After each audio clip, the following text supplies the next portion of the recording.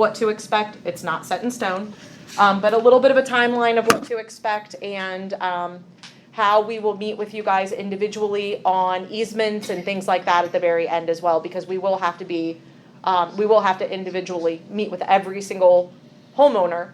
And I say homeowner because, and I think all of you guys are, but if anybody's home is registered in someone else's name, parent, cousin, brother, whatever, we will have to have them present as well. Or if there's multiple homeowners, we will need all of them in attendance to sign the paperwork. So again, that's just a little brief bit of information, and I'll let him get started. All right, thank you, Mayor. As the mayor mentioned, this is and first I appreciate everyone being flexible with not meeting in the cafeteria and meeting here. I wasn't necessarily prepared to do a stand-up presentation, so we'll see how this goes. But as the mayor mentioned, the intent of this meeting is twofold. It has two intents. First is to present to you the final alignment. So if those of you who were present at our last meeting on this topic, I think it was in August maybe of 2022, we presented 3 potential alignments. We took a lot of feedback that residents provided. We coordinated with legal counsel on just some of the things we might do, or some of the things that would be required to implement each alignment. We talked to the village and the village administrative staff. But with the village administrative staff and us, we determined or selected a final alignment. So one of the purposes of tonight is to present the final alignment to you. And then the second goal of the meeting is really for me on somewhat behalf of the village to explain to each of you in general what we need to let this project go forward. And then depending on the impact to your property and your receptiveness, we may have to have a more in-depth parcel-specific communication. All right, so with that, I will go on to our agenda slide. So the introductions, final alignment, project challenges, next steps, Q&A, and closing. If you don't mind, this is how I would prefer to approach this. I want to go over the final alignment in a general sense. So I will just show you this is how it is. And I'll go through the PowerPoint presentation. And then after we get through, say, next steps, I want to jump out of PowerPoint and jump into our Bluebeam PDF. And then I can kind of step through each parcel and just say, in general, this is what I think we will need from you on that parcel. Here's how I think your parcel is affected. Some of you, I believe it's going to be pretty straightforward, especially if you're more to the western end of Jordan Road. There's not a lot of impact to your parcel. Some of you, for example, the Bell property, we know there's a structure that has to be taken. Some of you farther east may have some more trees that need to come down. And so we want to talk to everybody about that. And, so for some, you may walk away from this meeting and be like, yeah, I'm good. I'm pretty much ready to sign the papers. I mean, they're not here today, but I'm pretty much ready to sign the papers. Some of you may have some more concerns, or you may want the documents in advance so that you can, if you have your own legal counsel. As the mayor mentioned, we have at least one parcel on this street that is owned by a trust. It's owned by a trust. We've actually already had conversations with that property owner because the person who manages that trust is not based in Central Ohio. So we've been coordinating with that person to make sure we can take advantage when the trustee is actually in Ohio. So that's how I'd like to approach this.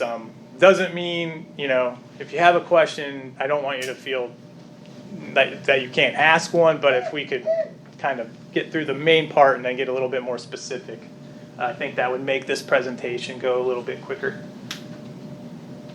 So just who all's involved with this project. So this is a repeat from the previous session that I gave. So if you didn't attended, this will be new to you. Hopefully you remember because it was so good.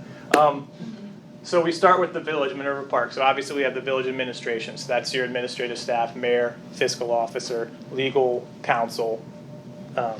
We have the village streets committee with council support. So a project like this is governed by the streets committee.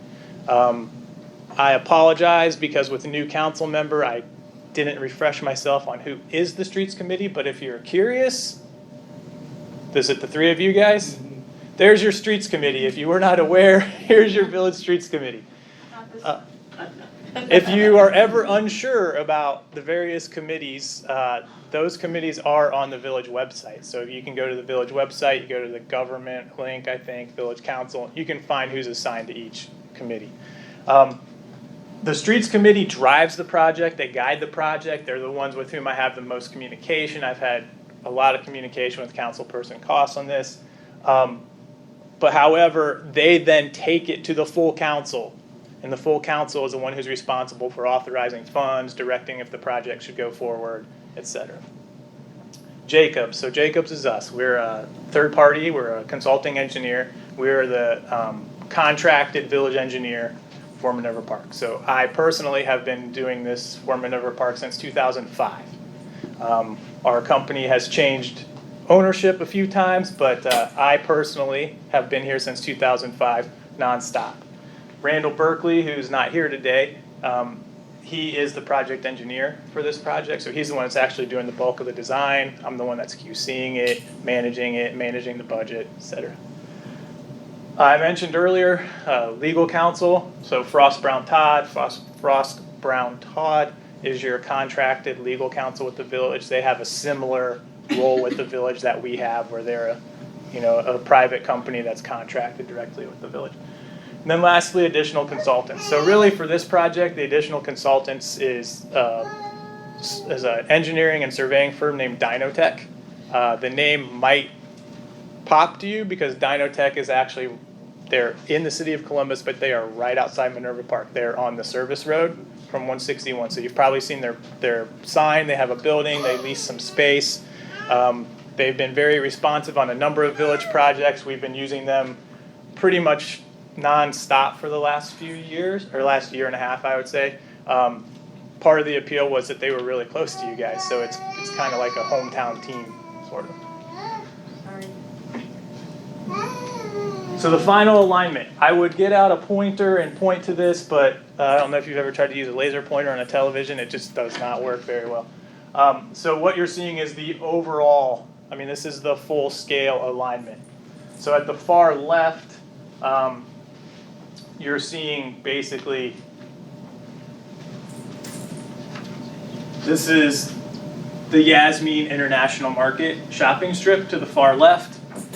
And then as you come east, you're getting farther down Jordan Road. Park Lane is right about in here. All right, right about in here. So what we're showing, and I don't know if my mouse will work on this.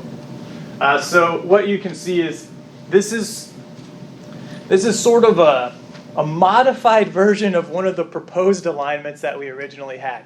The reason it's modified is because we kicked it in a couple different directions to avoid more trees and also to avoid certain properties as far as like trying to keep everything south as much as possible, so we didn't go on to the rehabilitation center property as much. We are going to have to talk to them because that fence is going to have to come down during construction, and then the fence will have to be restored. So we are going to have to work with them. We're trying to minimize the amount of impact that we had on the Northland Plaza shopping strip, so we kicked that down just a little bit farther south. We have a storm sewer that is to the west of the rehabilitation center. Is that an appropriate way to call it? We'll just call it that. You guys know who I'm talking about. There's a storm sewer here that exists and it already ties into the village's system. So we're going to have to pick that up. So we needed to do a little tweaking to the alignment so that we could pick that sewer up correctly. There is a until recently unknown sanitary sewer that comes from the rehabilitation facility and actually runs down the church property and connects to Jordan Road.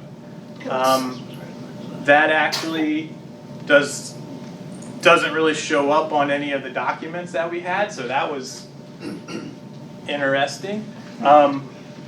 Also, there's no easement for that sewer, so that's something that we're gonna have to coordinate with the village and the new owners of the church properties. We're gonna have to secure easement there.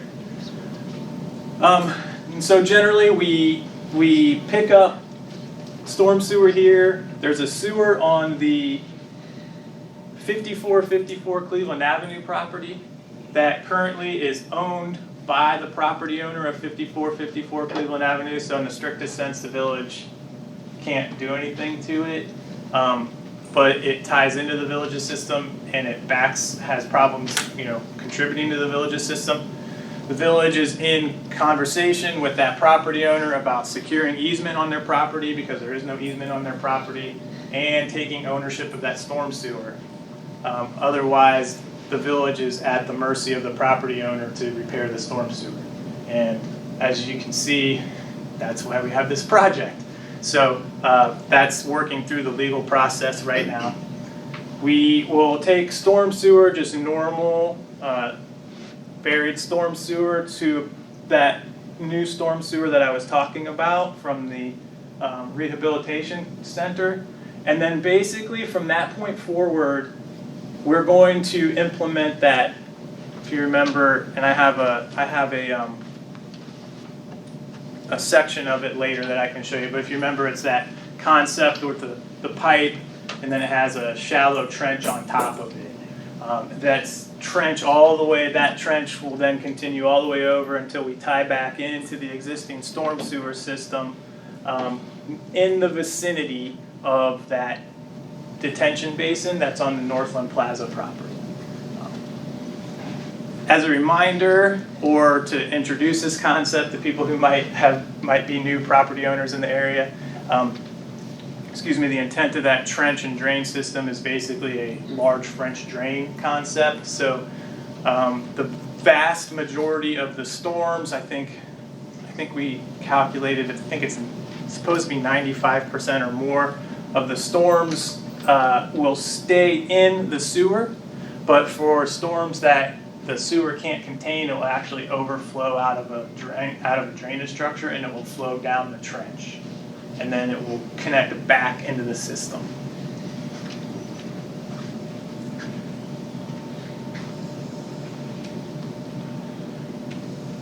So project challenges, this is a repeat in many respects of what we discussed the last time.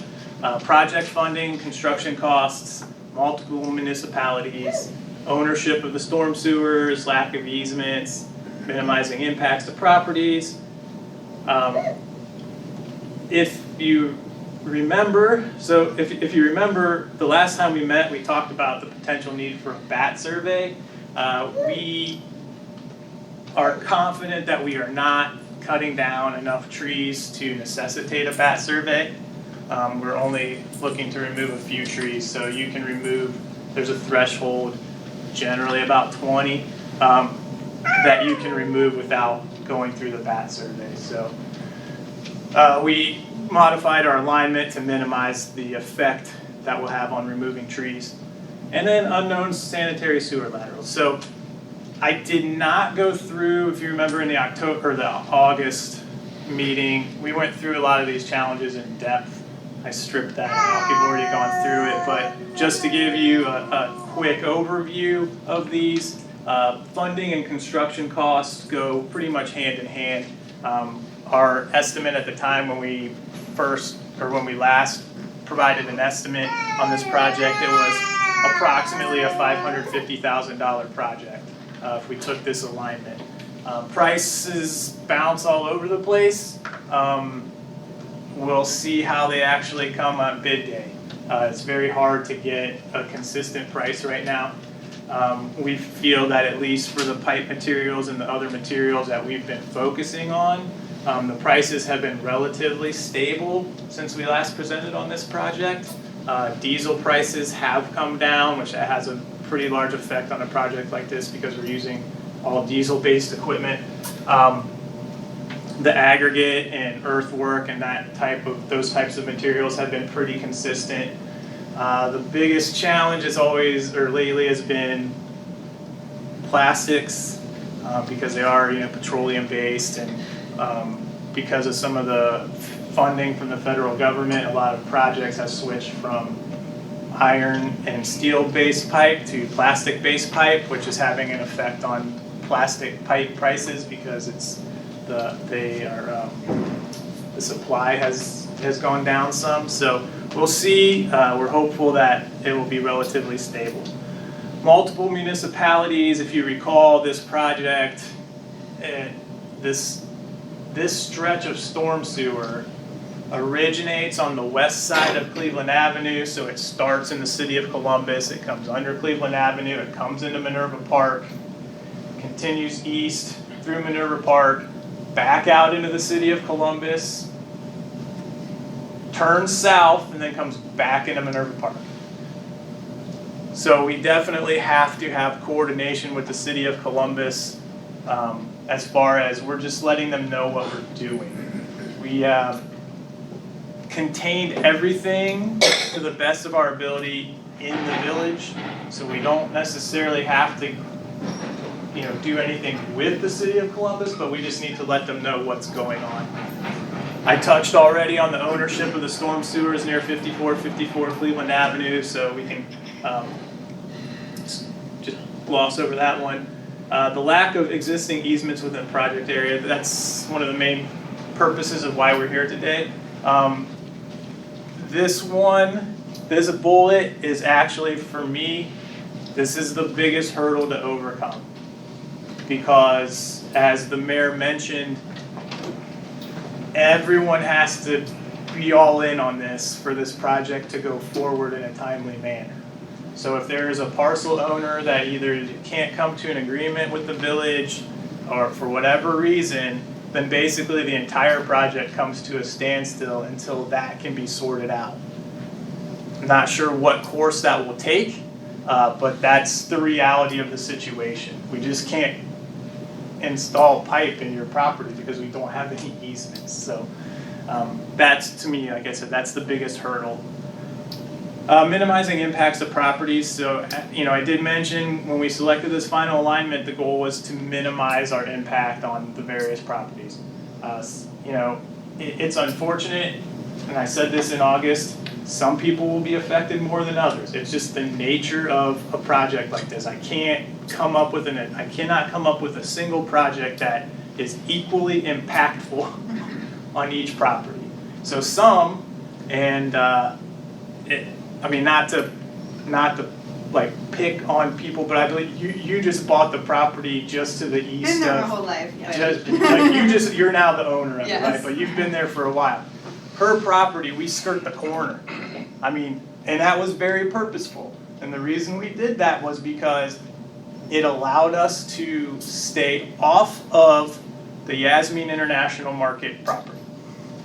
So because that's the alignment we took, and then we had to turn, we almost missed your parcel, but we couldn't quite miss it. So we clipped the corner. Other people, the Bell property for instance, we're gonna have to take one of their sheds. You get farther east, there's a couple big trees that have to come down. It's not my preference to take down large trees, but it's either take down a couple, or let's say a few, depending on how you define a few.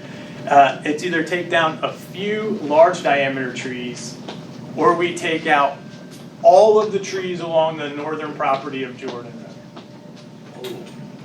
So I think from the village's perspective, we want to maintain as much buffer at the Northland Plaza and the rehabilitation center as possible. So that's how we get to that line. And then the unknown sanitary sewer laterals. So again, I mentioned, we discovered that one coming from the rehabilitation center. And we've recently been working with property owners along Cleveland Avenue. And again, you're the lucky winner. There is a sewer there's a sanitary sewer that has never been televised, never been smoke tested. It shows up on one record drawing, but its manhole is buried, so no one ever knew it was there. And so the village has spent village funds, because it's a village-owned sewer now that we know it's there. The village has spent funds and effort locating that locating that sewer, identifying where that sewer is, and it just so happens that it runs right in where we need to install this new storm sewer. We are confident that we have the vertical clearance to get over the storm sewer, but it's there. So it's another one that we literally just learned about this in the last 4 weeks. So that's why this project is probably about 2 months behind where I really wanted to be. I wanted to be out the bid already. But when you keep finding all these sanitary sewers, so the one from the rehabilitation clinic required us to revise our entire alignment. So we had to kind of keep the same horizontal alignment as best we could, but we had to shift manholes around and change elevations and completely redo the whole drawing set, and then make sure that it would actually still work and try to minimize the cost impact. So we keep finding these little hiccups, and that's one. So and the last one that I just mentioned from the Cleveland Avenue properties will then affect the easement that we want to get on your property. So, what are the next steps? So, the top bullet and the second bullet, they're somewhat handcuffed. They go together. So, as I mentioned, what we want to do is I'm going to give, we kind of give the overview again of the alignment. Some properties, you'll basically, I don't want to speak for you, but it seems reasonable that some properties are just yep, minimal impact, or hey, you're not really doing much to my yard. I'm good. Let's just work on the paperwork and let's get it going. Some of you may have some comments, you may have some current concerns. There may be some things again, not to pick on the Bell property, but we have to be very specific since we're going to take a structure. We have to be very specific about how we present that on the drawings. We have to be very specific about where we allow contractors to go onto your property. So for you, it's not necessarily as simple as yep, go do it. So those are the things that we're going to have to negotiate on a parcel by parcel basis. Here's how all that comes into effect, though. I can't finish my drawings until we get all of your easements agreed to, or at least agreed to them in principle, because we have to show the easements on the drawings. So right now we don't show any easements on the drawings. So we need to come to an agreement, and then we can put the stuff we can put lines on paper, basically. But then I have to take those lines on paper and hand them to the surveyor. And then the surveyor has to actually write the legal description of the easements. Then I have to coordinate with legal counsel. And legal counsel is going to write the technical portion of the easements, the legal portion of what defines the easement, as far as what can be done in the easement, what are the constraints of the easement. And then we get that stuff to you guys to execute, and then legal counsel will record those easements with the recorder's office. Note that I did include permanent and temporary if needed. I could have probably stricken if needed. So we'll go into this in a little bit more detail, but basically on each parcel, at a minimum, we're going to need one permanent easement and then one temporary easement. I'll explain those when we get, later, a couple PDFs back here. But we're going to need pretty much both on every property. And then there's going to be a possibility that we might need more than a temporary easement. And I'm thinking specifically, and I apologize that I can't remember, there's a lot of names, but it's you two right here that I know for certain. You have sinkholes or other holes on your property that we want to fill in.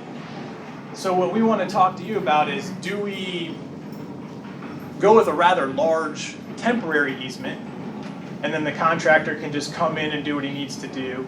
Or do we tighten up the temporary easement so it handles just like the grading work and stuff like that, but then execute a work agreement, which is a third agreement for you to execute, that then allows the contractor to come onto your property? I can go either way. We can work with legal counsel. The trick is it's not my property, so it's not really up to me to make a suggestion. A temporary easement can serve the same function as a work agreement, but it just requires more definition. So you can make a work agreement to be a blanket, basically. It's like, I give you permission to come onto my property to do A, B, C, and then here's what you need to do when you leave. So I think that's just a conversation maybe that we could have with legal counsel, and a lot of it will be based on your comfort level as to what approach you want to take. So once we get that, we'll finalize the bidding documents. I have on here finalized project funding. That's basically finalized. The village has the resources, the financial resources on hand to self-fund the project. And I think the intent is still to self-fund this project. And then lastly, advertise and bid the project. Okay, so if we're to be super aggressive, let's say everyone's willing to sign a piece of paper. Well, let's say we get everybody's buy-in on what the easement should look like by the end of this month. Okay, so let's just say end of the month. Realistically, it's going to take legal counsel and the surveyor another month to pull all that information together and let you guys execute it. All right, so let's just say May 1st is when we're ready, June 1st is when the things are executed. Let's say we advertise, and I don't even know if these days are Mondays, Sundays, whatever, I'm just making dates up, right? So let's say we advertise on June 1st.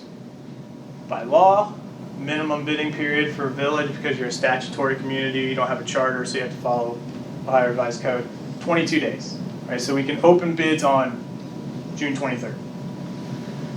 We generally need a week to review the bids, check references, make sure all the paperwork is in order, make sure they submitted their bonds and they have the proper insurance and all that. So let's just say it's a week. Then council has to act on it. Let's say it follows the typical legislative process. 3 readings, 30 days. Right? So if you open bids on June 23rd, it takes a month to have 3 readings, right? So a month to have 3 readings. If you meet regularly scheduled every other week, that's a month. So that's, July 23rd? Goes into effect August 23rd. So realistically, you're not even going to be able to enter into a contract until the end of August. Which, if that happens, most likely construction wouldn't be able to start until 2024. Because it's going to be unlikely that we can get pipe material that quickly. So I am going to approach legal counsel to see if we can agree to residents in principle on your easements. Then we can go ahead and bid the project showing the anticipated easements. The contractor still can't come onto your property because you haven't executed an easement. But then while we're working through the bidding process and the legislative process, you can be executing agreements or easements so they can be on hand. Obviously I can't speak for council, but what I will recommend to council as their engineer is that if there is a way to minimize or shorten the legislation process, that they investigate it and that they do what they're allowed to do by Ohio Revised Code.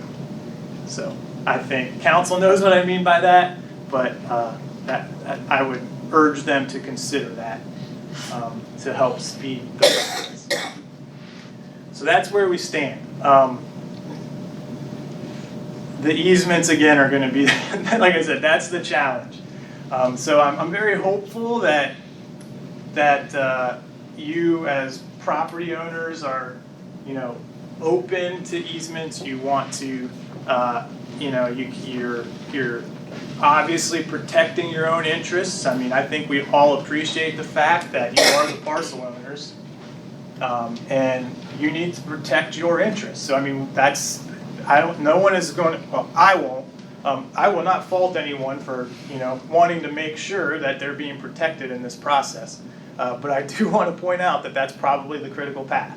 So again, if we don't get those easements timely, we'll either have to delay the project, like not bid the project, or, just push it back. So I have this next slide for questions and answers. So what I would like to do at this time, is, again, if you remember, I said I'll go through kind of the individual parcels just at a high level. So I do want to do that. But before I get into that, does anybody have just sort of general questions or say maybe non-parcel specific questions? Yes. Yeah, Mike. I missed the previous one in August, so sorry if this is a repeat, but is the basic concept that we're picking up the storm line from Cleveland Avenue through that 5454 and then running it east, and then what's it going to? Is it dumping into that detention basin? No. Okay. We wanted to use that detention basin because that could have greatly decreased the cost of the project. Yeah. But they need the detention basin when we need the detention basin. Obviously, it's going to rain at the same time. Yeah. So where the detention basin outlets, it actually kind of comes down at a southeast direction. We're going to tie into, there's a drainage structure that it ties into. We're going to tie into that structure. On the east side of that basin, you're saying? Yes. It's kind of like the southeast corner Okay. of that Yeah. basin. Okay, so we're just, got it. So, and is the concept basically that by picking up, is the pipe picking up water that whole length where it's running through people's backyards, like it's taking on water through structured or perforated pipe or what? I forget the exact depth right now. I think it's like 12 inches of gravel. So anything that just doesn't get into the sewer at either the west end or in the various manholes, if something just like if a drop of water falls between those two manholes, for example, the intent is to just percolate down through the system, and then it will go into the perforated pipe and go out. So kind of like like I mentioned, a big French drain. Yeah. Okay. Just 18-inch diameter instead of like 4 or whatever. Yeah. Is it like the origination point? Is the main problem that we're just taking on water from that like Cleveland Avenue area? It's just funneling through everyone's backyard until it dumps into the course. The problem is the storm sewer that is on 5454 Cleveland Avenue is blocked. Okay. And it's blocked 75 feet, I think it's 75 feet east of what we call Storm 204. So there's a drainage structure on their property, it's a manhole, it's STM 204, Storm 204. The sewer that runs to 206 is blocked. It's about 75 feet east of that structure. So because it got blocked, what would happen, okay, I'm going to be very careful. I'm going to say what appears to have happened. I am not saying anyone in particular did this. So what would happen is because water couldn't get through that pipe, it would back up into primarily the Yasmin International Market parking lot.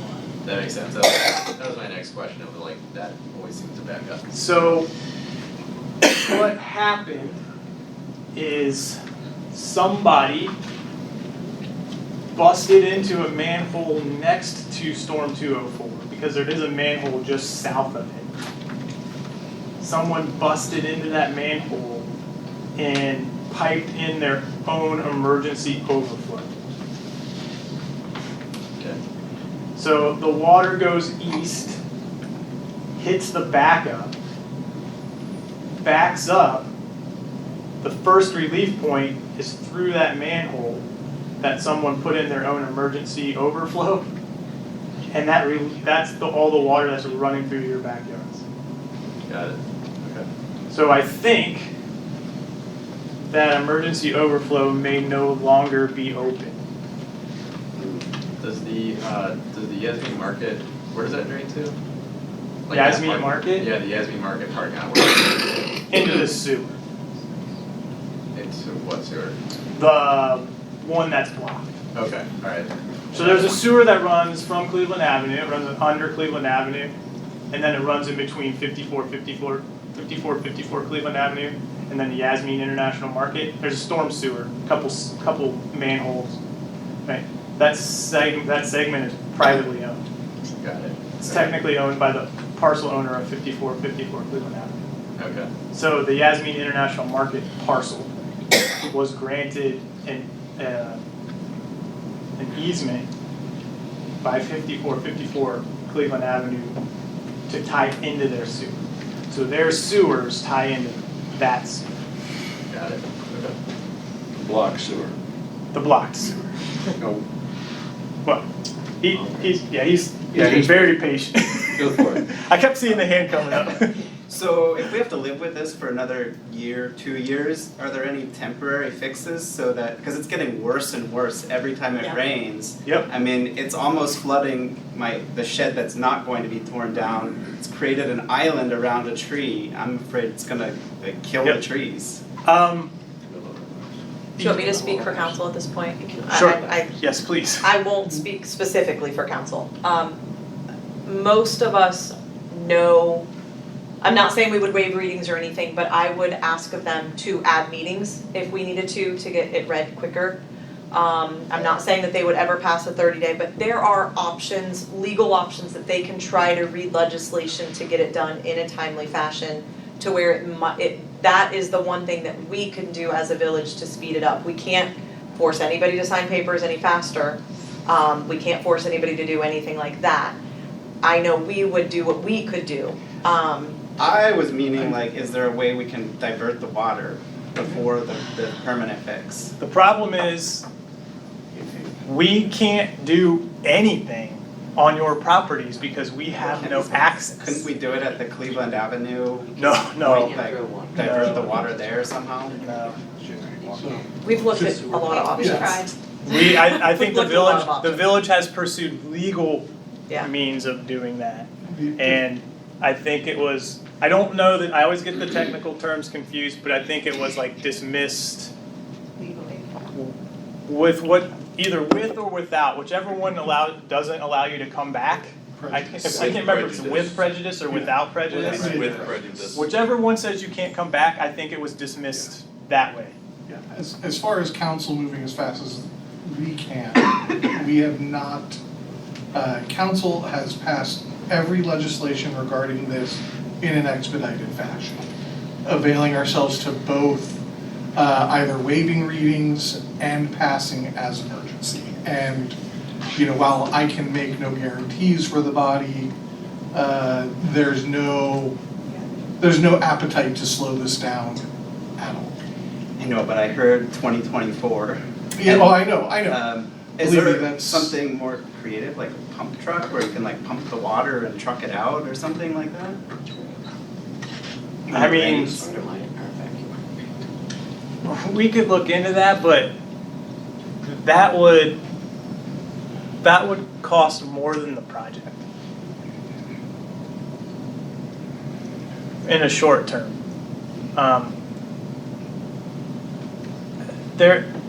We've been kicking around options internally about what potentially could happen if there is a hiccup with the easements.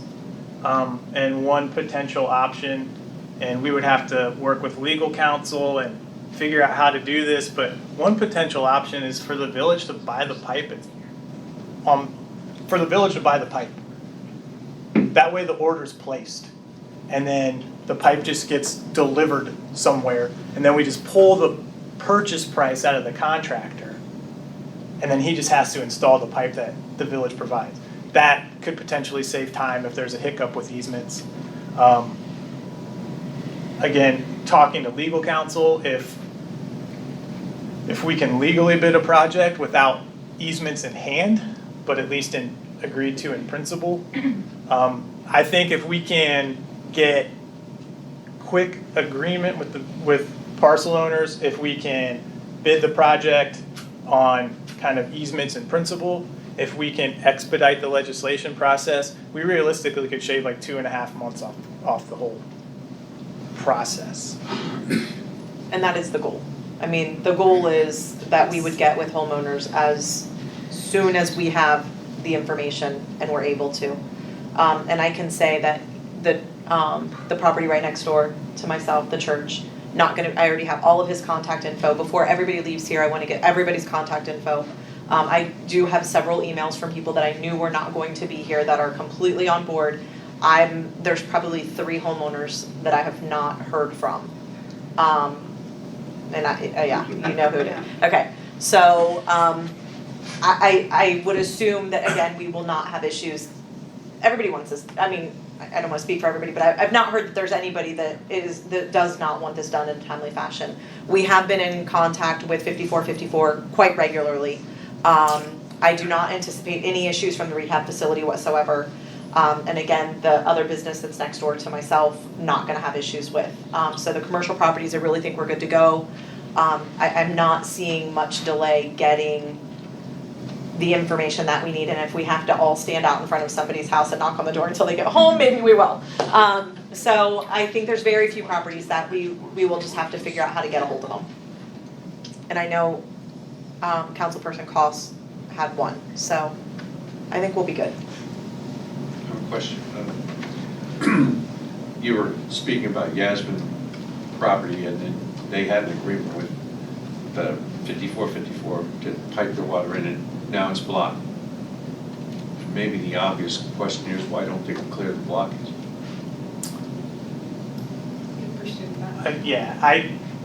That quickly went out of the scope of the engineer because it's a legal problem.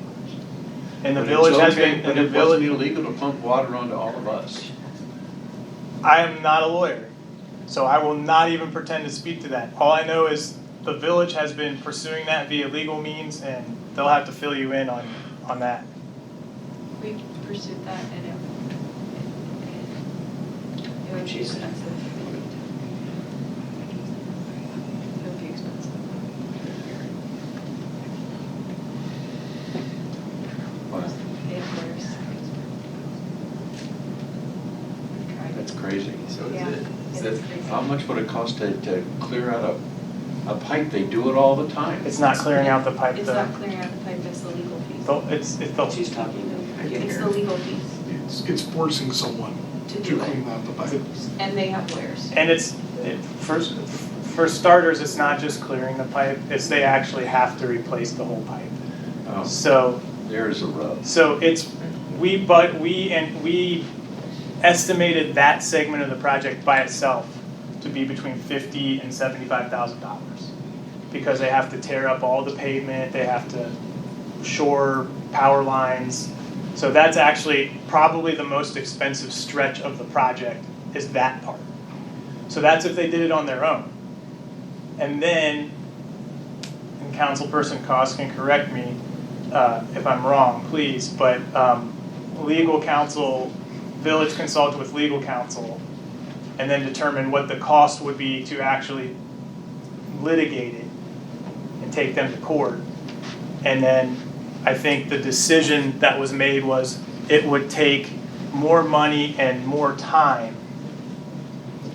So by the time the village actually just took ownership of the pipe and fixed it themselves, it would be cheaper and faster, I think Was the outcome. was the outcome. so does that mean that 5454 is basically, they're saying we can't force them to fix it, but they're willing to let us create an easement and take ownership? Is that basically the difference? I think you, again, not a lawyer, so please don't. But I think the village would have to basically sue them to do it. Got it. They wouldn't mention. And then after you get through the legal process, if it's determined that they need to do it, then they have to do it. So then how long are they granted to do it? And then do they have the financial means to do it? And did all of that take?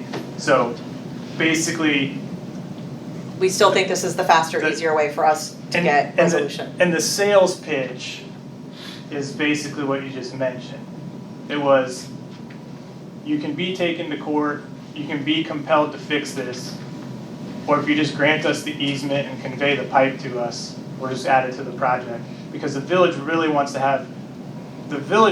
control that pipe anyway. You don't want a private owner to be part of your storm sewer system. So it's in the village's best interest to have ownership of the pipe. And they're basically willing to just give it to the village, so. And just going back to what was originally asked about time frame, if you've been paying attention, and I'm sure you've had, because this affects I live on Maplewood, so it affects all of you more than me. The biggest thing that's gonna be getting this done quickly is to get everyone on Jordan to meet with the village and hopefully sign papers. And I'm not trying to send anyone out to harass anyone. I'm not saying, we all know it's Susie May over there who's holding out, let's put signs, no.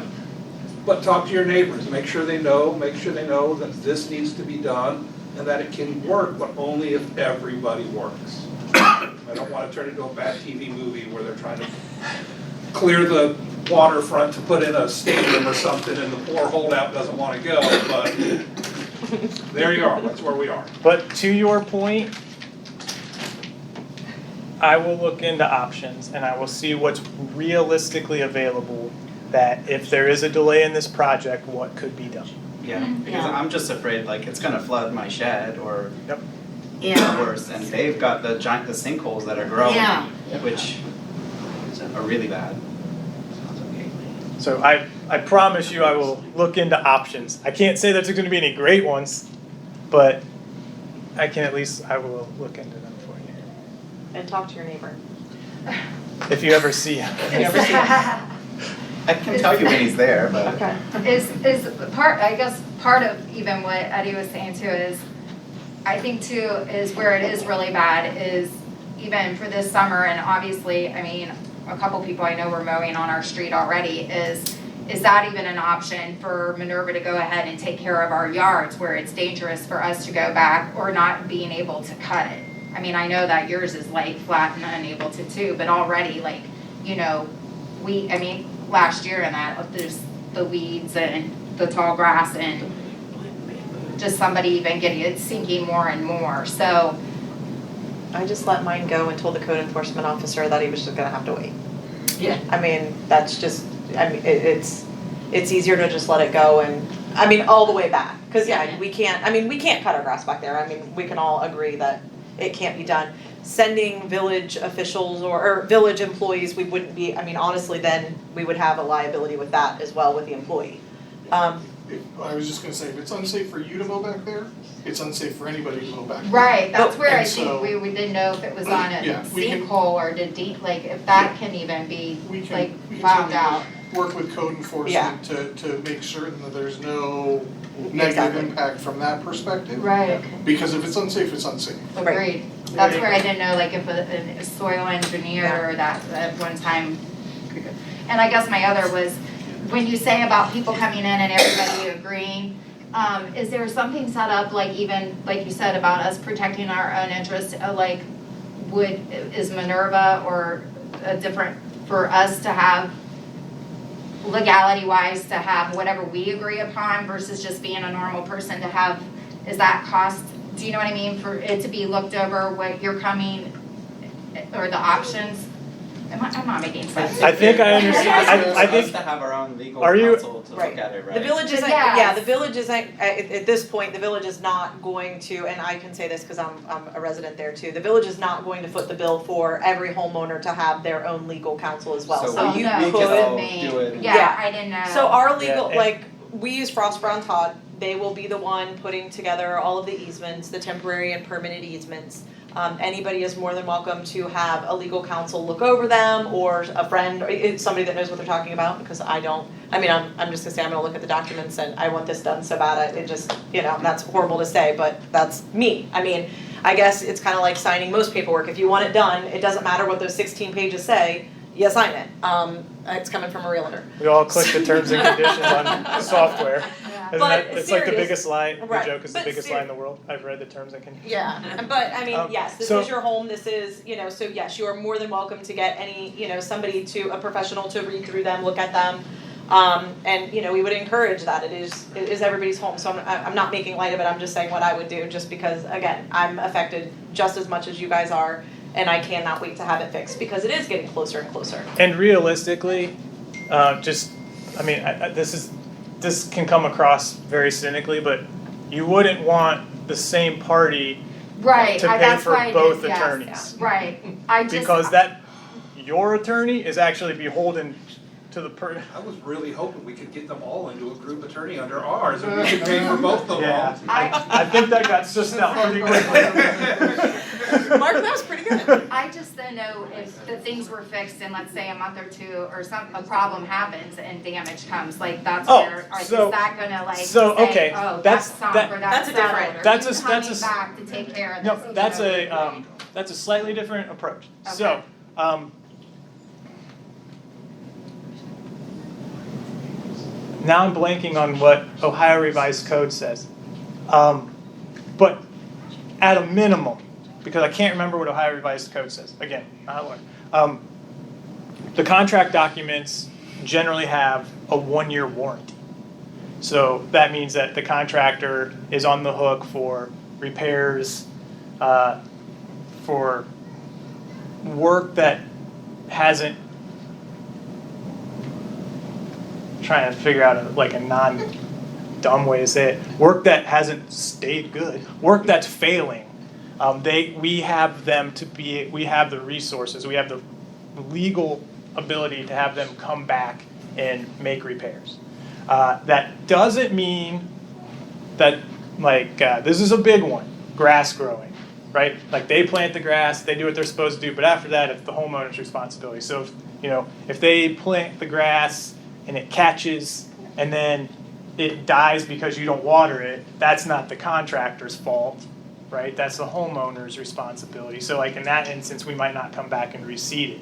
But if we come back and the ground is sinking around the manhole, for example, and now water's getting where it shouldn't go, we bring the contractor back and do that. So we generally do a walkthrough every 3 months, 6 months, to try to identify things to see if we can have the contractor come back. Sometimes it's not cost effective, even though the contractor is responsible for it.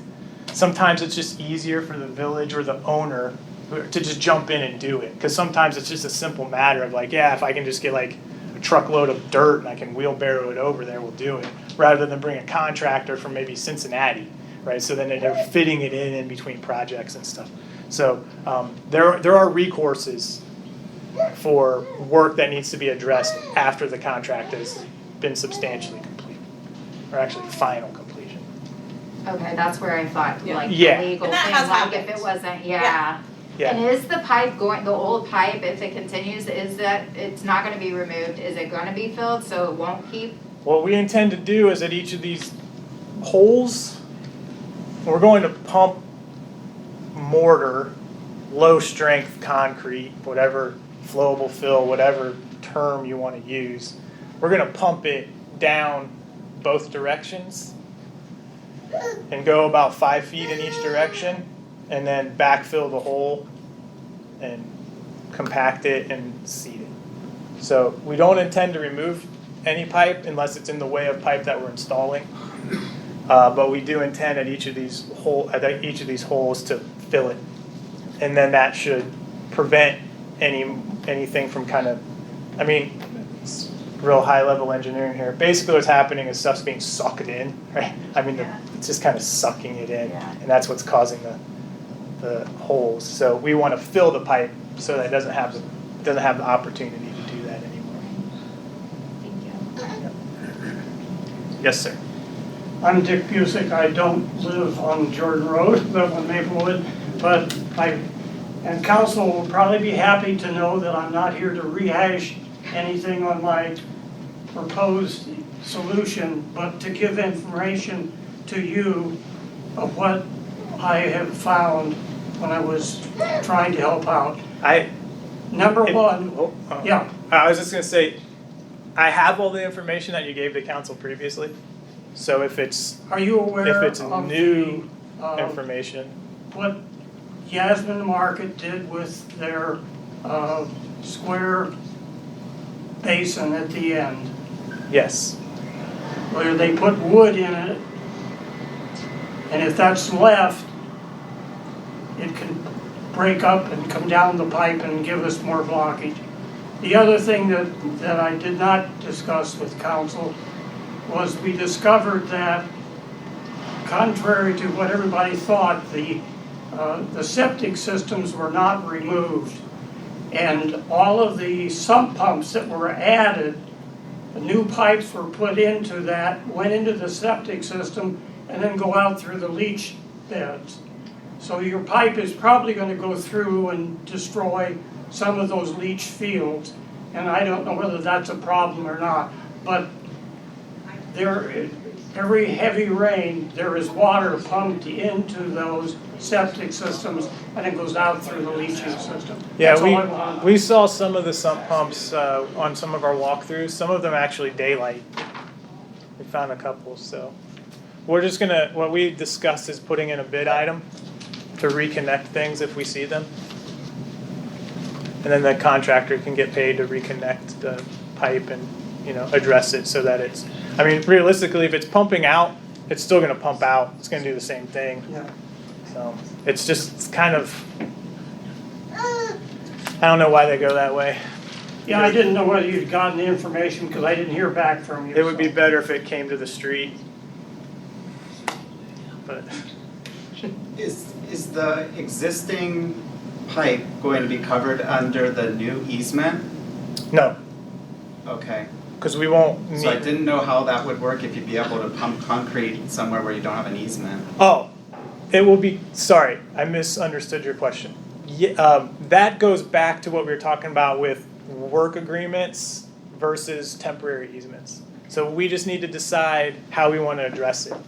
And that's just a parcel by parcel. So it will either be covered by a temporary easement, or maybe you execute a work agreement that basically just gives the contractor permission to come on your yard to do this stuff. So I'll use the mayor's property, for example, because that's a pretty easy one. So on that parcel, what we'll want is 2 easements. We'll want a temporary or a permanent easement for where we're going to install the trench and the pipe and how we want to maintain it in the future. And then we'll get a temporary easement that's as wide as we need to do all the grading and everything. But for the most part, that's all we need to do on that parcel. That's all we need to do on your parcel. That's all we need to do on parcels to the farther to the east. But for parcels that have work outside of the grading, we're just going to have to decide, do we want to write a really big temporary easement? Or do we want to narrow up the temporary easement so it's basically just covering the grading work, and then write a work agreement that says on these parcels you can come in to do this specific work. The trick is I don't know which one's better, because basically the constraints you put on the work agreement, or the constraints you put on the temporary easement, apply to the entire temporary easement. So if we write that temporary easement really big, let's say we write it so it goes almost, I'm overshooting, but let's say we write the temporary easement so it goes all the way to your house, right? Like say we know that's absurd, but let's say we did that.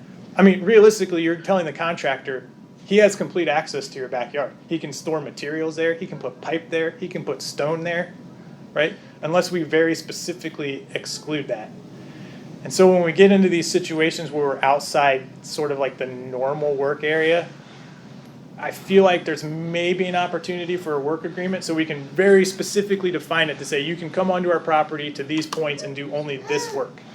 Everything else has to stay within the easement. So I need to talk to legal counsel and see which is the, which they think is a good approach, and then coordinate with you guys to figure out what's the best approach for you. Is there any way to just remove that pipe instead of putting concrete? Well,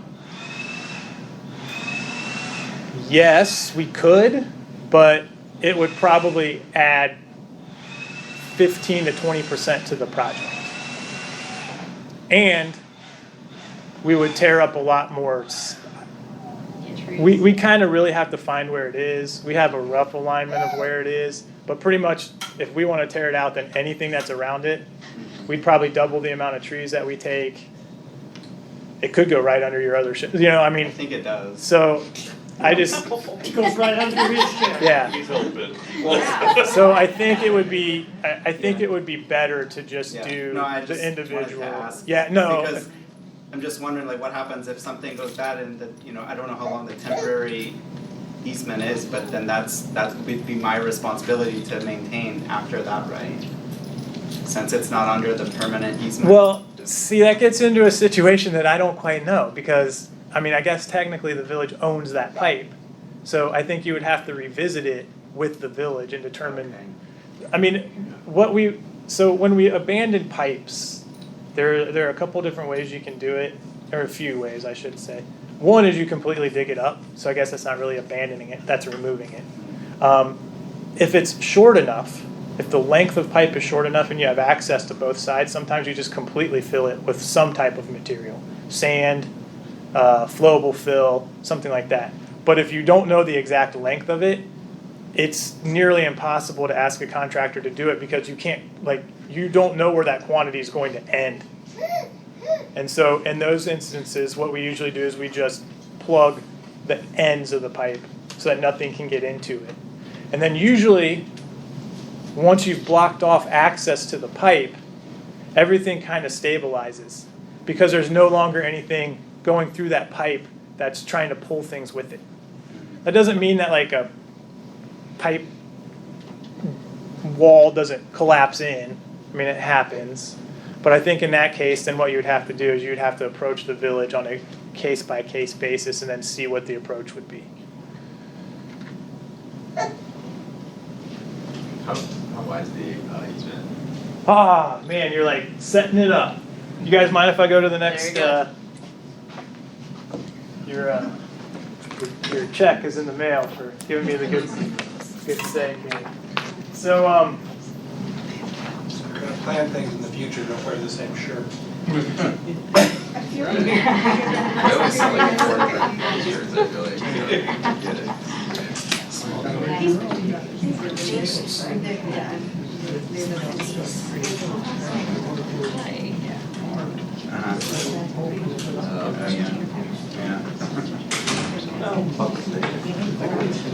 That's why it's that black shirt, hard to get it, that's pretty good. Yeah.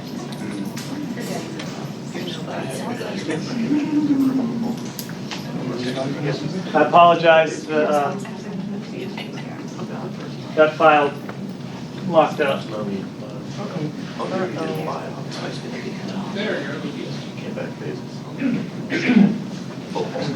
gotta click it hard.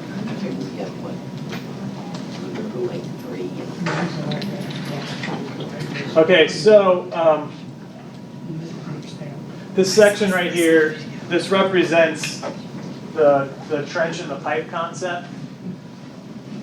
So as you can see, we're proposing to install an 18-inch perforated sewer. We'll have number 57 stone around it, so that's kind of like the storage layer. So that's where all the water will percolate down into that stone. We have a little bit of topsoil, 3 inches of topsoil, and then we build the trench. And so as you can see, we keep calling it a trench and a channel, but it's pretty gradual. The actual base of the channel is only going to be about 2 feet wide. And then the actual depth of the channel, we're typically going 4-to-1 slope. So you're looking at, I think it's a 1.5 feet deep. So picture a 2-foot wide trench that then goes out at a very gentle slope, a slope that you can cut the grass on.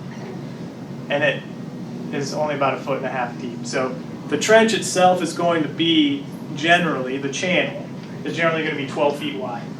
So we're asking for a 14-foot, I'm recommending a 14-foot wide permanent easement. So that gives us 1 foot on each side of the outside of the channel, and then it allows us to completely maintain the channel and maintain the pipe if we need it. I want to be very clear about the word maintain though. The village is not coming in here and cutting the grass, right? It's your backyard.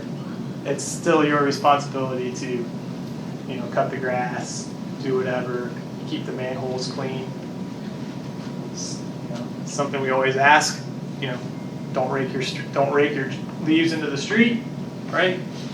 Don't rake your leaves into the channel, please. All you'll do is clog it, and then we'll have Jordan River 2.0. So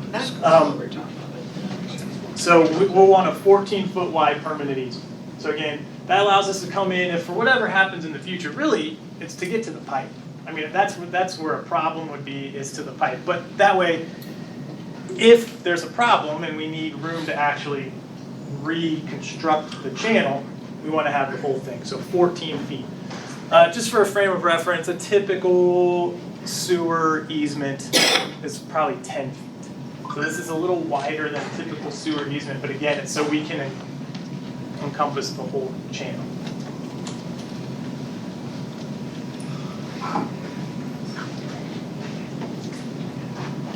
I mentioned this earlier, but I do just want to reiterate.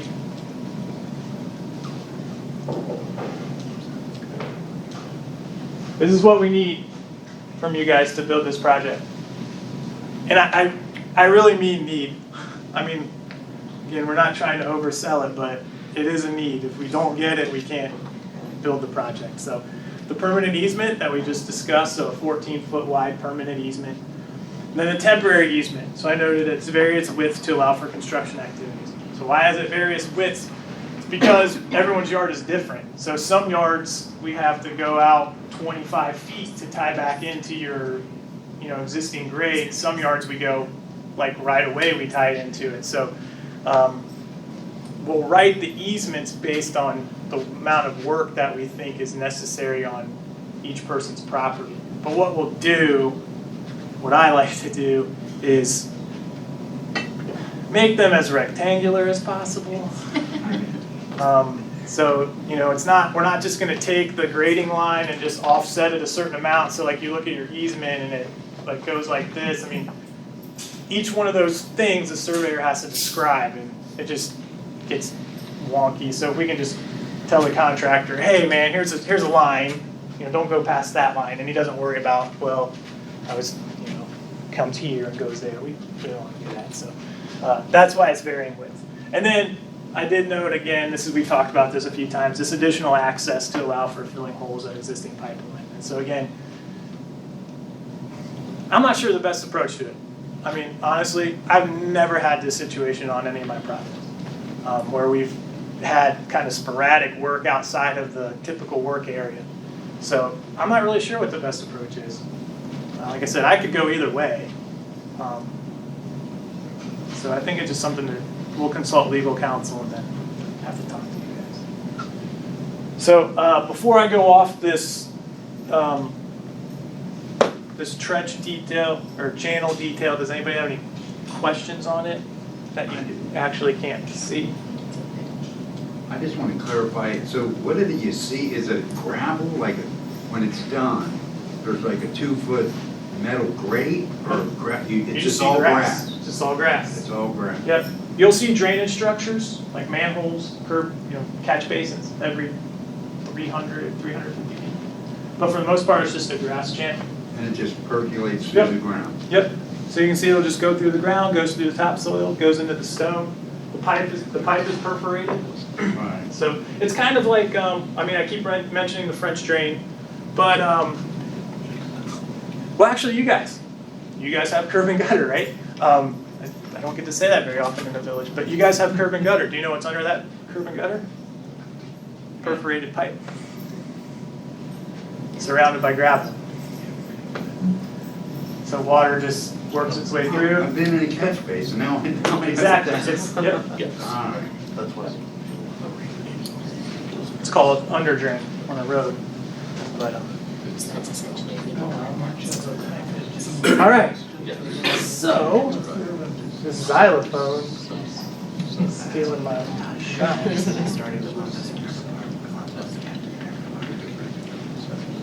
Seen this before, this is the overall thing. So going back to what I just mentioned to Tony, this is one iteration behind. We did make a slight tweak. One of these drainage structures is going away, but you can see we're going to add a drainage structure, and then we have 1, 2, 3, 4 new drainage structures. See it, Brian? See if there's. We have 4 new drainage structures on the project. So again, those are just manholes, catch basins. Just so you know, they're very specific spacing. They can only be so many feet apart, but also we need them whenever we change direction on the pipe. So that's why, they might look a little close in a couple places. It's because we're making a slight tweak to keep an alignment that way. So if I'm really quick on that, if I'm looking at that right, it looks like the church property, there's one at the east end of the parking area, correct? Yep. Okay. Yep. And then the next one is what, three yards away? Yep. Okay. And then there's So one. beyond your property. There's one at the next one would be at the double property. Okay. I think someone owns 2 parcels and they have 1 house on 2 parcels, right? So I think this property might be the Hall property. I can't remember the father's name, but Sarah, I think, is the trustee. And then the property next to them, I think, is actually 2 parcels. Okay. And there's 1 house on 2 parcels. And so they have one right there, and that's to allow us to change and to kick back up towards the detention basin.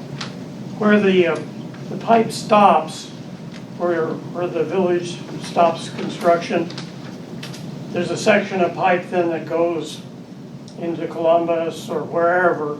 Yep. And ultimately goes into the lake. Yep. How much, about 20% of the run will not be replaced, is that about right? 20% of which run? If you went from Cleveland Avenue to the lake, I'd say we're probably replacing 60% of it, okay, so 40% not. because because remember, this thing goes up and then down.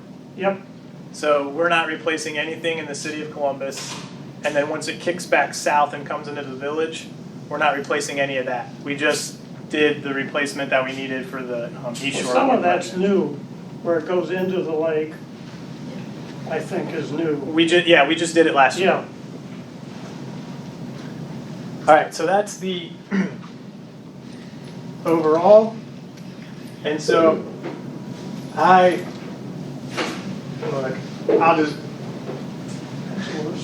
just be blunt with you. We're engineers. This is very ugly to look at. I can't really pretty it up for you. But this is sort of a zoomed in, right? So this is what we call a plan and a profile. So plan is up top, profile is down here. Some of the names are old. So we have not updated this to reflect your purchase. We have the Baptist Church, they own 2 parcels of land. It's now owned by another party. I think they're turning them. It's still the Baptist, it's still, But it's yeah. owned by, it's not owned by that same person, Correct. but it's owned by an overall, Yes. Ohio group or something. And, apologize for getting a foot cramp. So, I cannot remember your name. Mine, Brian Braskin. Brianne? Yes. So, on your property, that's what I was talking about earlier, we're barely clipping it. We were so close.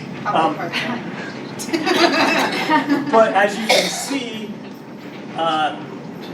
this is the unauthorized emergency overflow that starts this whole thing. So your property is different. And the reason your property is different is because now that we know about the sanitary sewer, I am recommending that legal counsel and the village pursue an easement on your property that's the easement that we would typically want to encompass the sanitary sewer that's along your western edge. And so just have that easement come up from Jordan Road and then turn right and then encompass the easement that we need for the storm sewer project. So you just have one document to execute, but then that would allow the village then to maintain that sanitary sewer that's on your property. I think you've been talking to Eric about that And you- a little bit. I just made sure that he knew that the Yasmin Market property owners have like an easement responsibility for maintenance. Yep. So that if something was done or the fence was taken out or It's, whatever, they're supposed to be not your responsible fence. for that. Right. Right, Yeah. yeah. It's not So- the fence, right?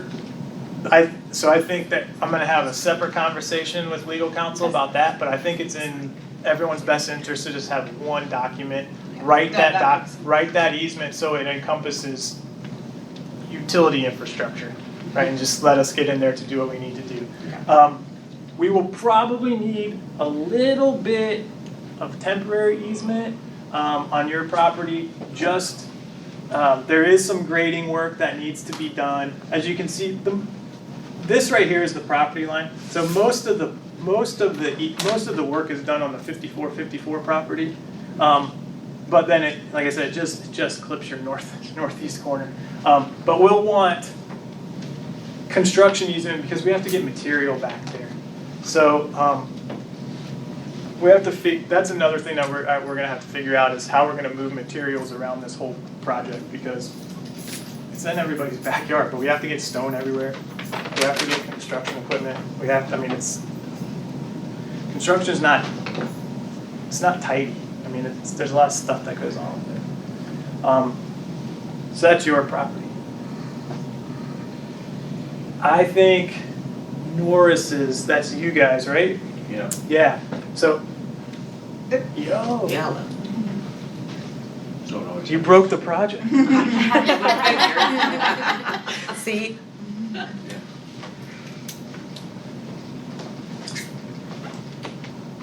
So the mayor's So- and our idea for having a pay lake is out.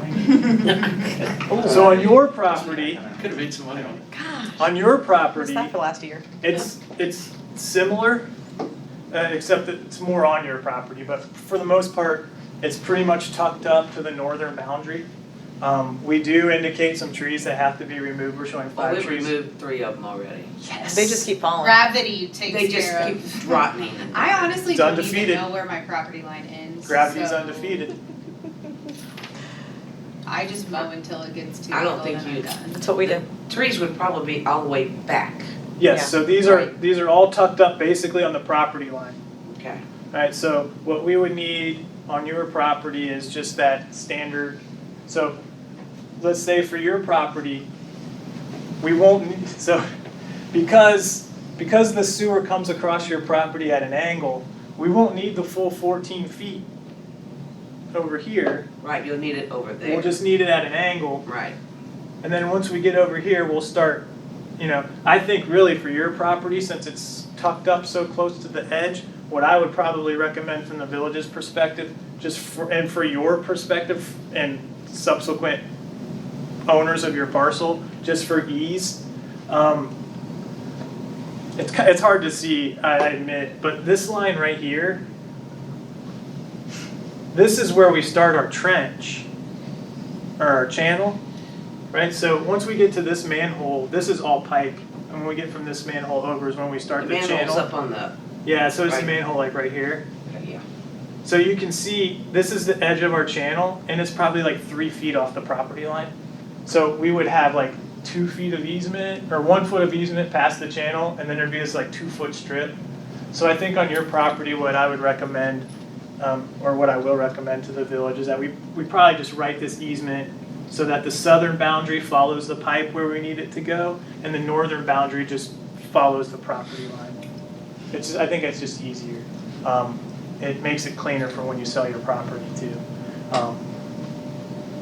And then we need that, so you can see, so this is the limits of the grading. So that's what I was talking about. It gets kind of weird when you actually see what it looks like. We'll have work over here, so we'll need room here to bring construction equipment in. But I think your property is pretty straightforward. Yeah, it comes way up now. It's come up further than it ever has recently. So then the next Or- the next parcel is the mayor's parcel, and we've talked. Yeah. We've talked already. Is the church affecting any of their asphalt or anything, or is it going behind there? So the church, the reason we have this, the reason this alignment comes like this and then does this little jog is because we're trying to shoot Okay. between the back of the Okay, parking lot and the property. Okay. So we're trying to keep the channel in that grass strip. Thank you very much. Thank you. We're trying to keep the channel in that grass strip. okay, cool. It's gonna be close. He didn't ask, I was just Yeah, asking no, because I it's- know he's going to, coordination with him will be pretty simple. It's going to be close. That I think at a minimum, we might have to spring for some parking bumpers. Okay. Because I think they're, because we'll have, it's not a deep channel, but we'll have a channel right behind the property, so we might want to put some parking bumpers. Oh, now I yeah, messed it up. Apparently, this doesn't like Bluey. So we might want to put some parking bumpers up on their parking spot. Okay, I don't know if you guys know what parking, they're just the things that you see in a parking lot. I do want to talk to them because they own 2 parcels of land. Okay. And they have the only asphalt driveway in this entire project. So I would like to talk to them about getting an easement to I'll give it, bring work equipment through their parking lot. okay. I don't know if we want to bring every truck in through there, but we don't have any access. We have asphalt over here, and we have asphalt there, and then we have everyone's side yard. So I try to bring as much stuff in through the church parking lot. We may have to work something out with them about restoring their asphalt, but it's a little easier than restoring 10 Can- yards. Just And remember side that, yards. Yeah. tomorrow or the next day, Yeah. only because they are doing so much work and I would hate for them to go in and redo all their asphalt and then we do this. Yeah, I would And then tell ask them them? they Okay. probably Just hold could on. hold on it. Okay, so,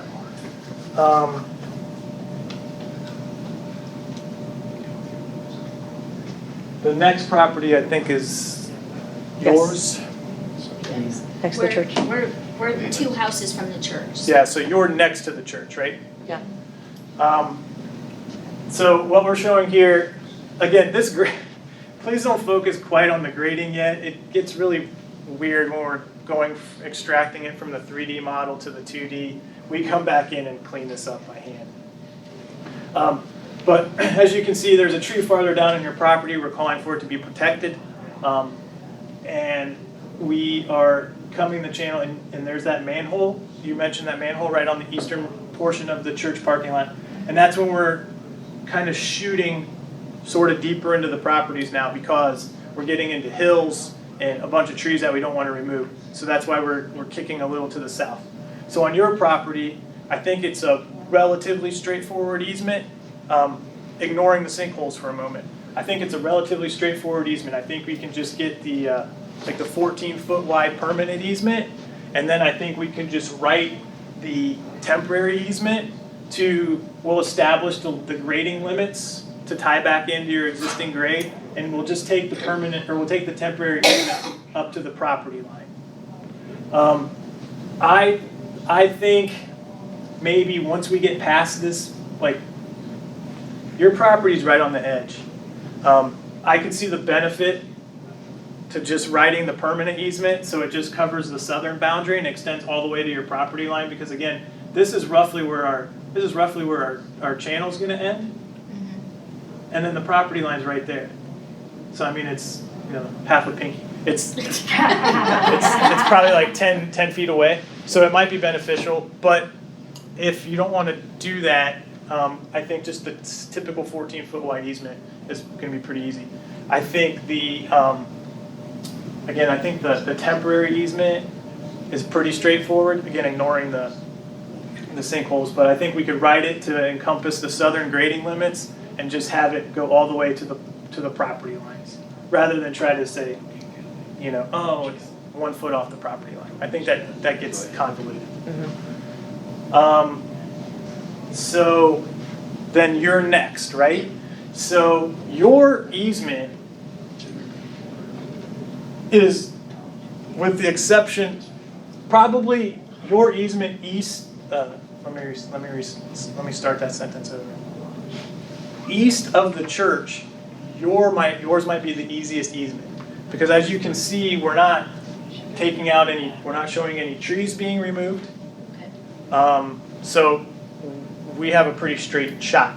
So I think for your property, I think the 14-foot easement, we're now getting deeper into your property, into the properties. We're like a whole pinky now. And then we're like a pinky and a half.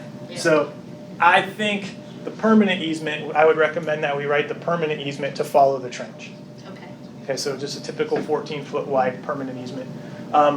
Because we're kind of in your we're deeper into your property, I still think, and this might actually, I'm going to say this is probably going to be typical for every property unless I convince myself otherwise. I'm going to recommend that we write the temporary easement to cover the southern grading limits and extend all the way to the property line. And the reason I want to keep going to the property line is because it just gives the contractor a good shot to, like, I mean, you know, if he needs to store pipe, I'd rather him store the pipe, have room to store it up here so it's kind of not in your yard, you know? So that's what I'm going to recommend. But I think generally yours is pretty straightforward. Again, the sinkhole thing, we need to work that out. Yeah, because the other thing that I'd like to know too, for sure, is if the holes that are developing back there are because of the old sewer. You know what I mean? If it's something else. That's my speculation. Okay. What we're going to do is excuse me, the contractor's going to have to excavate that to fill it. And so we're going to dig down there. And find out And what's if the pipe isn't there, we're going to have a different conversation. Okay. Yeah, because I have multiple ones too. Like, Okay. I definitely do. I know you do. So, I mean, I can't imagine what else it is, but. It seems You do like too? it's following. It's right at the edge, Okay. but I mean, Dick came and he said it was the old sewer. It seems like the it's old septic system. It seems like it's following either the old sewer or if there's some old leach bed problems going on there.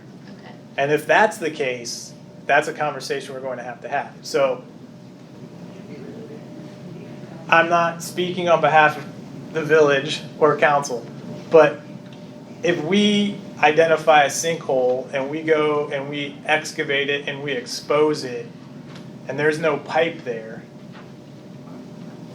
in my opinion, it's kind of difficult to justify that that's the village's cause. So we may just have to build in some, and we could work this out with legal counsel, we may just have to build in another bid item. So like we could have a bid item that says, hey, if you go and it's a pipe, you're gonna abandon the pipe for this. If you go in and it's not a pipe, here's what we need you to do. But I have to talk to legal counsel and the mayor, and you know, it might have to be a cost sharing thing.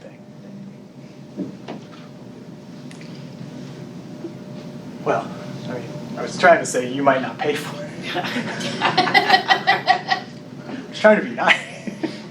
And that's my other concern too, just kind of knowing what's the cause of it, you know, if it's even really like the old storm sewer, that's the cause of it, I mean, you know, because I don't know. To me, that's where my first thought was, because we know that thing's just, I mean, it's from like whatever, the 1950s. And I feel like all of ours I started. think it's like 1930s. Oh, okay. And I feel like almost all of ours started around the same time. Like, we had a little one, and now we have multiple, and then you guys started talking about it too. So I feel like it's, right now, we're all starting to get Because them. I thought it was an animal hole, it was only this big, and Same. I could drive my mower right over it. Well, the next year it was like this big. Right. Yeah. And We're now all, I've yeah. got 4 of them. So then the next property is your property, and I don't know, maybe I'm just oversimplifying, but in general, your property's pretty straightforward. We avoid trees.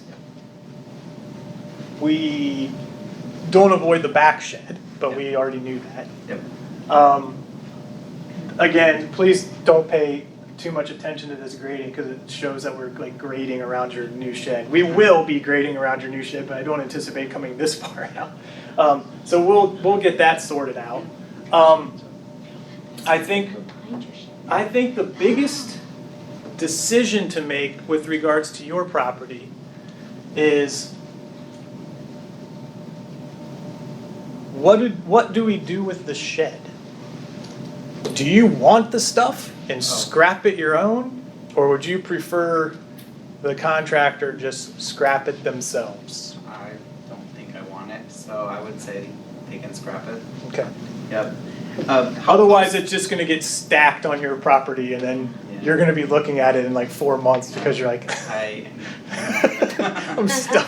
I did that with the kitchen. I saw the cabinets. In the That's why I asked. That's why I ask because it will happen. Yeah, it's not really a standard shed, it's sort of it's walls and a roof. It's a mini barn. It's a triple. I don't know what. I have no idea what it was, but. We called it the mini barn. You mean the one How that's built on close? stilts? It's built on Yeah. runners. Yeah. He built that so he could drag it around the property if he needed to. Oh. Depending on if there was a whole big rain or something, Yeah. you go, I'll move it over here where it's not so bad. Oh, interesting. I didn't know that. Yeah. Oh, yeah. Huh. in case this ever happens. Exactly. On your own property, not anybody else. We could Smart. put floaters underneath it and float it down the river There we someday. How close does the grading come to the other shed?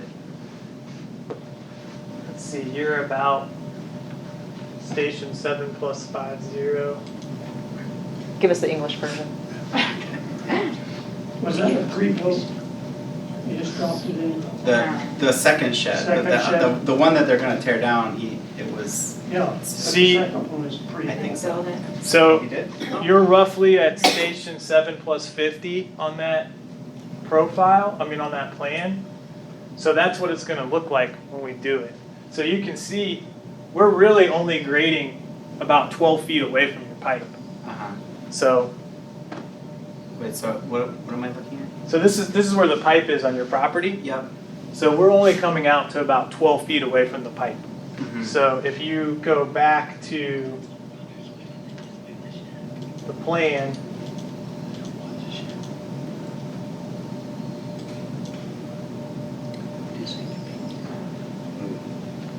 So yeah, it's actually quite a ways from our shed. that's Okay. basically where we're stopping, Yeah. roughly. Maybe a little bit farther, but we're 2.5 pinkies away now. Yeah. Okay. So, And I know last time it was like no question we had to rip out all of the trees and shrubbery at the property line. So it looks like that's changed. yep. Okay. Originally, we were kicking a little farther north. That was one of the options, Yeah. was to go a little farther north. But if you recall earlier, I mentioned we really tried to minimize the kind of the tree removal along the northern side because we wanted to provide as much buffer with Northland Plaza and the rehabilitation center. So we're really trying to stay away from those trees. So I think we avoided all the trees on your property. Now, this might get a little dicey. It doesn't show it here, and I'll talk to Randall, but we're going to call for this tree to be protected if we can, Yeah. assuming they can wreck this shed without disturbing that tree. Yeah. You might need trimmed. I mean. I feel like they can, Yeah. so we'll mark it. Usually, if it's outside of the grading area, we don't mark it because it's like you shouldn't be over there anyway. Yeah. This one's so that's why this one isn't marked, but I think we'll mark it just to reiterate. Don't Yeah. do anything when we take down that shed. Okay. And then the temporary is there how much of a temporary? So on your property, the permanent is pretty straightforward. I think for you, we just do the standard permanent, 14 feet, and just follow the alignment. So you can see we'll have a straight shot here, and then we'll have just a little bend over at this manhole as we kick over.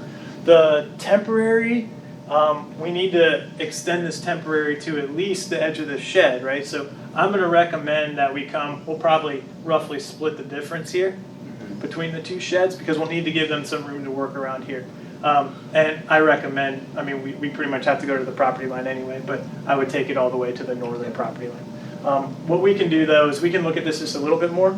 Yeah, that's And the I only, wanna- I just I wanna wanna- make sure it's I not wanna like. pull this as far away from this shed as possible, but all the temporary easement would do is just give them, there's no work there, it's just give them access. So they would have to restore it and stuff like that. Trust, they're not gonna wanna touch this thing, It can have all the temporary access you need. because they're gonna be annoyed by removing a shed, Yeah. they don't wanna rebuild one. Yeah. So they'll stay away from that. It's pretty true. So, these are guys who dig in and excavate and install pipe, so. Are there any drawings for the building that is just to the north of the pipe, the gray building? Who owns the road that goes over the pipe? Are there any drawings? Because they have roof drains that There's- come down the side of the building, and they appear to go out at right angles and There's- stop at the pipe. And I'm wondering if they're tied to the pipe directly, or whether they pick up a line and then tie further to the east. I don't know what road you're talking about. Adjacent, you know where the first blockage is. 5454? Hmm? Are you talking about 5454? Do you mean the road that goes behind the, It goes between Rehabilitation? Yasmin and the gray building, I where don't, the pipe goes. I don't know what building is gray. I've never The looked at the 5454 colors. Yeah, what, so. is what he's talking about. Yasmin and 5454, because on the other side is GFS. That's Yeah. Jordan Road. No, that's what you're talking about, the 3-story gray building next Yes, to Yasmin. So what are you asking? the building she's talking about has two major pipes that come down the side of the building. Mhm. And I'm saying that they come out at right angles and appear to stop where the pipe is. We're So they- tying in east of the building. On 5454 South Cleveland of the Avenue. building. And adjacent to. Well, the we're building. south of the building. The sewer is south of the building, but Yes. our work is east of the building. The pipes come down the side of the building. And I'm saying we're tying in after the building. So if those pipes come down, they should tie into the pipe upstream of our pipe. Oh, we're not replacing the pipe that has the break? We are, but that's at the southeast corner of the building to the east. We'll talk later. Is where the sinkholes too, or is that something just that work out later, like bringing in the dirt in that where it's all So, soft? without going into too much detail, we have had a lot of See, here- 6-week conversation with 5454 We're about tying in here. everything. The building is over here. We're tying in east of the building. So if their stuff comes down, it would tie into this stretch of the pipe. But there's a blockage here. On that pipe. If there's a blockage there on that pipe, it's new. It's what? It's new, because there is not one there according to our Okay. documents. But there are two lines that come down on the building and come right over. Yeah, that pipe. we're not touching that pipe. Okay, But to go a little further, we have been in contact with them quite a bit in regards to their storm sewer, sanitary sewer. And I will say that there has just been weeks of ongoing conversation, and we are actually trying to help them make sure that their pipes are where they're supposed to be and how they're supposed to be. And I will say our village planner, oh my goodness, poor guy, has been on the phone with him for hours trying. We have been trying to help them get everything lined where it needs to be. It's So been a challenge. it has been a challenge. Mike has been working with them. So we do know that there's a little bit of work at 5454 that has nothing to do with this, but we are actively trying to help them do some of the work that they need to Our do. last CCTV, there's no blockage in that pipe that you're talking about. It's in the section that we're replacing. We cleaned it 18 months ago. Yes. So if there's a blockage, it's new. Yeah, the village spent Right. quite a bit of money over in that particular area to get the information that we needed to get this project to move forward, and that was one of the things that we did And the, to yeah. not hold this up any further. And the 5454, the challenge we've had there is their pipe looked like it tied into the storm sewer, their sanitary pipe.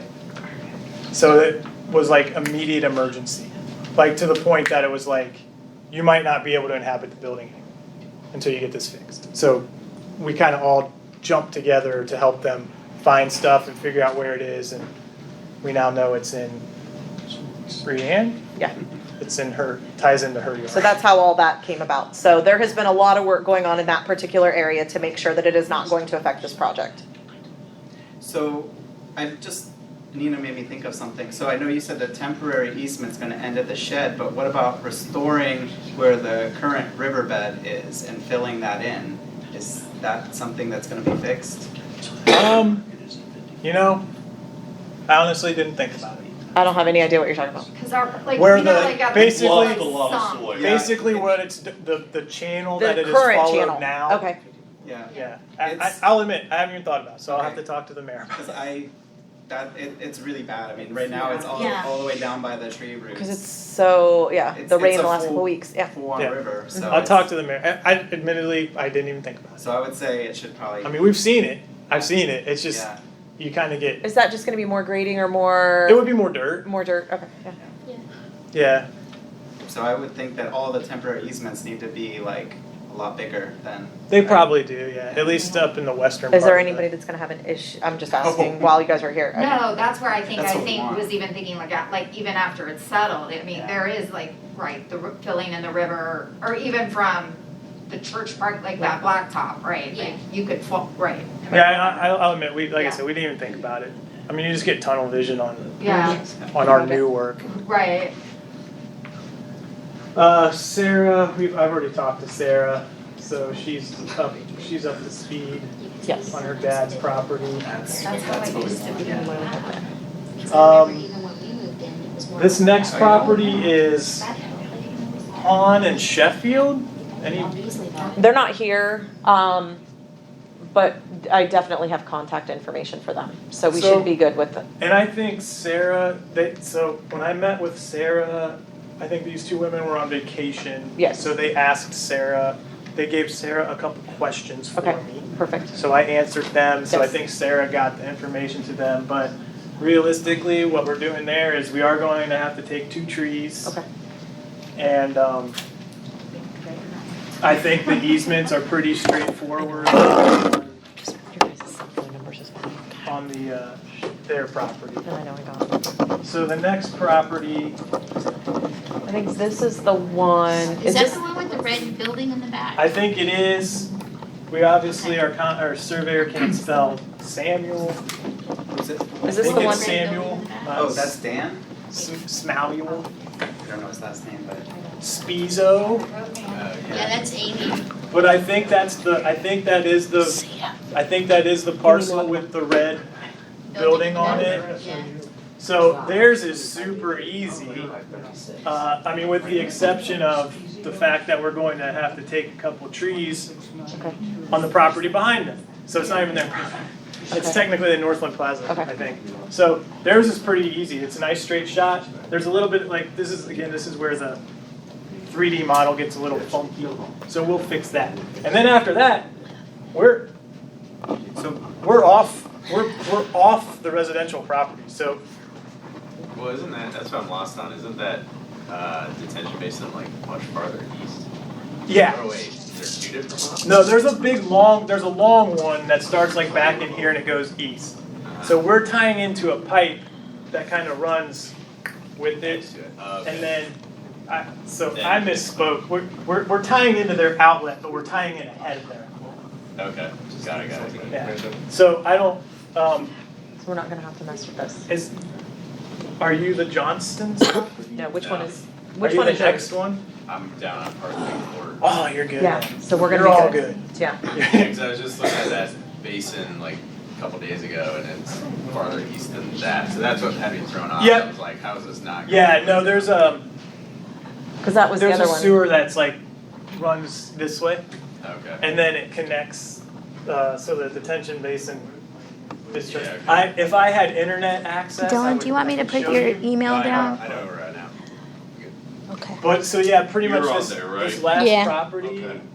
Tiffany, Yes. is the last one that we, Okay. so we will probably need to get a temporary easement from this property just to allow us to do some grading work and stuff like that. If we can't But- get that one, how difficult is that gonna be? If we can't get this one, we'll just have to tuck this in and we'll just pull the grading back. I mean, It was just is that, so- No, Eddie, this is the one you're talking about, right? Of Samuel?